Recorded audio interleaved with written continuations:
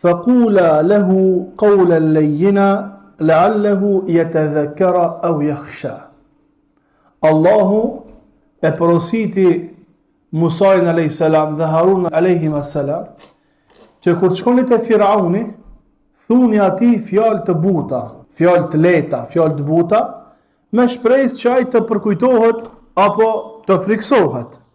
Thot Hoxha: "Wa hadha al-qawl al-layyin huwa da'watuhuma li Fir'auna ila at-tauhid wa tark al-kufr."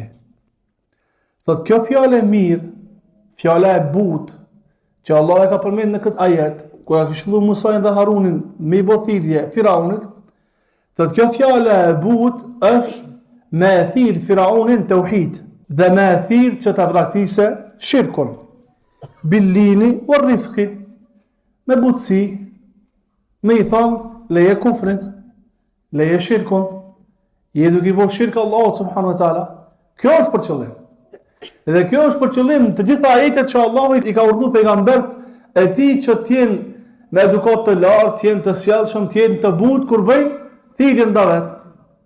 Çfarë tha Allahu për pejgamberin sallallahu alajhi wasallam? "Wa law kunta faddan ghalidha al-qalbi lanfaddu min hawlik." Sikur ti të ishe i vrasht në zemër, ata kishin u largu prej teje.